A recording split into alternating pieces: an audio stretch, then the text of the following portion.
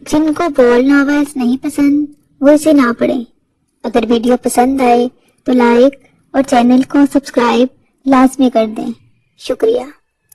سردار دوراب خان کا سب سے خاص ملازم کب سے میر بلاج کو فون کر رہا تھا کہ اس نے آج اپنے والد کے ساتھ زمینوں کے معاملات دیکھنے جانا تھا۔ ان کے نہر کے قریب والی زمین پر ان کے جدی پشتی دشمن دلاور خان اور اس کے کارندوں سے ان کا تنازع چل رہا تھا۔ میر بلاج خان کا موبائل سائلنٹ پہ تھا اور وہ اپنی پیاری بیوی ہانیہ کی باہوں میں خواب خرگوش کے مزے لے رہا تھا۔ اس نے اپنی زندگی کا زیادہ وقت لندن میں گزارا تھا، اس لیے اسے ان دشمنیوں وغیرہ کے چکروں میں کوئی دلچسپی نہ تھی۔ وہ اسے جہالت قرار دیتا تھا۔ میر بلاج کو کوئی خبر نہ تھی کہ اس کے موبائل پر بار بار کالز آ رہے ہیں۔ میر بلاج اور ہانیہ دونوں ایک دوسرے کے گرد حصار قائم کیے ہوئے گہری نیند میں سو رہے تھے جب بیڈ کی سائیڈ ٹیبل پر پڑا اس کا دوسرا موبائل وائبریٹ ہوا اور اس کی آنکھ کھلی تھی۔ میر بلاج خان نے آنکھ کھلی آنکھوں سے موبائل پکڑتے کال کرنے والے کے نمبر کو دیکھا تھا۔ یہ سلیم بابا کی کال تھی۔ اس نے سوچا کہ وہ یقیناً اسے زمینوں کے معاملات دیکھنے کے بارے میں بات کریں گے۔ اس نے کال اٹھاتے ہی سلیم بابا کو اپنے نہ جانے کا کہتے ہی بغیر ان کی کوئی بات سنے موبائل آف کر کے پھر سے سائیڈ ٹیبل پر رکھ دیا اور پھر کروٹ بدلتے ہانیہ کی طرف رخ کر لیا تو اس کے بازو پر سر رکھے شارٹس پہنے سکون کی نیند سو رہی تھی۔ میر بلاج اس کے گال کو چھوتے ہوئے اب اس کے اٹھنے کا انتظار کرنے لگا تھا۔ اسے اپنی قربت کے رنگ اس کی گہری خوبصورت آنکھوں میں دیکھنے کو دل چاہ رہا تھا۔ میر بلاج اس کے گال کو رب کرتے ہوئے اس کے چہرے پر جھکا تھا۔ اس کے گال پر اپنی لب رکھتے اس کا ہاتھ پھسلتا ہوا اس کی گردن پر آیا۔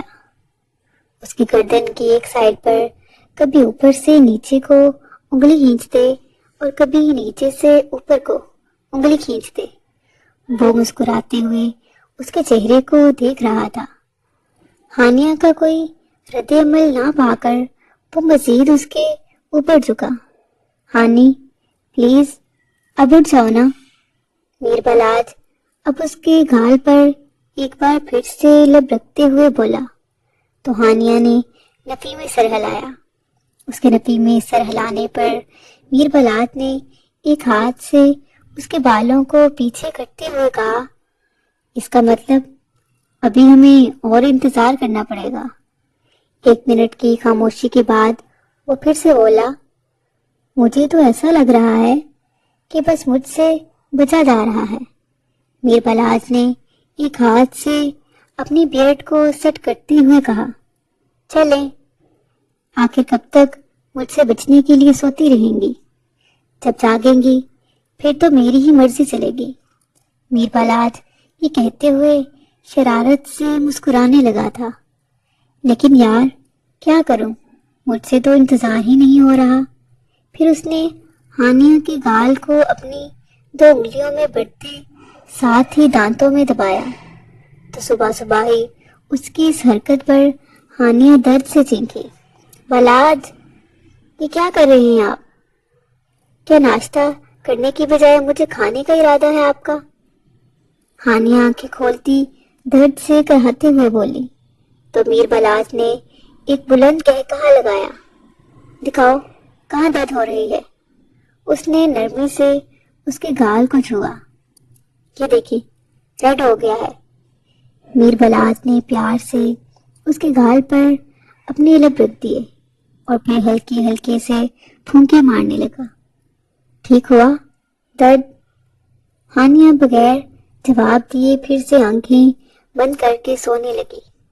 میر بلاج نے اسے سوتے دیکھ کر اس کی کمر پر ہلکے سے گدگدی کی۔ بلاج بلاج یہ کیا؟ میں اب سونے نہیں دوں گا، میر بلاج نے مسکراتے ہوئے اسے آنکھ مارتے ہوئے کہا۔ پھر وہ اپنا ہاتھ ہانیہ کی گردن پر لایا اور پھر گردن سے نیچے لے جانے لگا تو ہانیہ نے اس کا ہاتھ پکڑتے ہوئے کہا، اتنی صبح صبح ہی آپ پھر سے شروع ہو گئے؟ بیوی سے محبت کے لیے صبح شام تھوڑی ہوتی، میں تو ہر وقت تمہیں بس اپنی قربت میں رکھنا چاہتا ہوں۔ یقیناً اب تم نے جلدی جلدی نیچے جانا ہوگا کہ امی جان کے آنے سے پہلے ہی جا کر ملازموں کو پہلے ہی سارے کام سمجھا دو، اسی لیے جلدی جلدی میری خواہش پوری کر دو، ورنہ جتنا لیٹ کرو گی اتنے ہی اپنے کاموں سے بھی لیٹ ہو جاؤ گی۔ میر بلاج اس کے ہاتھ کو اپنے چہرے پر رکھتے ہوئے بولا اور پھر ایک ہاتھ اس کی کمر پر رکھتے ہوئے اسے اپنے اور قریب کر لیا۔ ہانیہ بری طرح سے اس کے سینے سے ٹکرائی تھی، پھر وہ کچھ روحان سی ہو گئی۔ ابھی رات کو ہی تو اس نے اتنی مشکل سے بلاج کو بس کرنے کا کہا تھا۔ میر بلاج کہہ رہا تھا، میرے قریب آؤ، اب دن رات تمہیں میری قربت میں ہی رہنا ہے۔ ہانیہ کہنے لگی، بلاج آج تو آپ کو زمینوں کے معاملات دیکھنے جانا تھا۔ وہ کہنے لگا، کون کم وقت ہوگا جس کو اتنی پیاری بیوی اتنی مشکل سے ہاتھ آئی ہو اور وہ اس کے باوجود ادھر ادھر جائے۔ وہ اس کے چہرے کے قریب اپنا چہرہ کرتے ہوئے اس کی شرٹ کے بٹن کھولتے ہوئے بول رہا تھا۔ بولتے وقت میر بلاج کے ہونٹ ہانیہ کی ٹھوڑی سے مس ہو رہے تھے۔ میر بلاج کی پھر سے اتنی نزدیکی پر ہانیہ کی سانسیں تیز ہو رہی تھی۔ رات کو ہانیہ کے منع کرنے کی وجہ سے میر بلاج نے ایک بار بھی اس پر اپنی سختی نہ دکھائی تھی، اس لیے اب ہانیہ اس کی سردار خاندان والی آواز سنتے اور آنکھوں میں سرخی دیکھ کر چپ ہو گئی تھی۔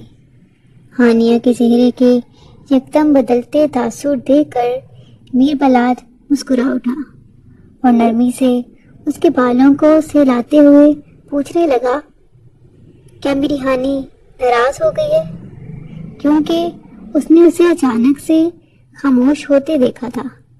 ہانیہ نے نفی میں سر ہلاتے اس کے سینے میں چہرہ چھپانے لگی تو میر بلاج خان اس کی اس کوشش کو ناکام بناتے ہوئے اس کے لبوں کو قید کرتے ہوئے اب اس کی دائیں ٹانگ کو خود کی ٹانگ پر رکھتے وہ اس کے لبوں کو چوم رہا تھا۔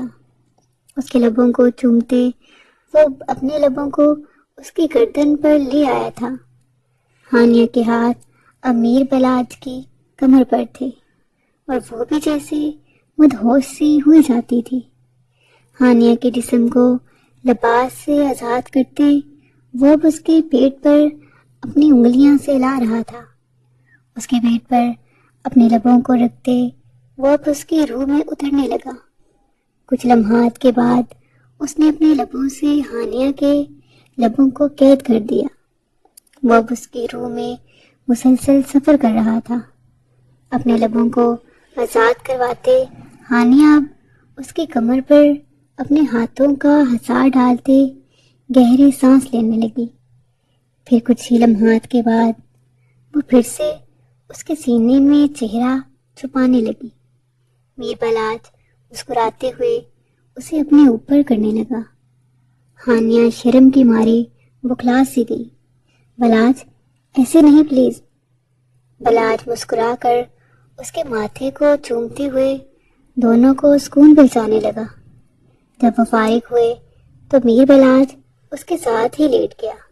ہانیہ اٹھ کر واش روم میں چلی گئی۔ جب وہ نہا کر نیچے آئی تو ملازمہ نے اس سے پوچھا، چھوٹی بیبی ناشتے میں آپ کے لیے کیا بناؤں اور چھوٹے سردار کا بھی بتا دیں۔ ہانیہ اسے ناشتے کے بارے میں بتانے کے بعد رضیہ کی طرف آئی۔ رضیہ آج بڑی بیبی آ رہے ہیں، باقی ملازموں سے مل کر آج تم نے حویلی کی اچھے سے صفائی کروانی ہے اور بڑی بیبی کے کھانے کا خاص اہتمام ہونا چاہیے۔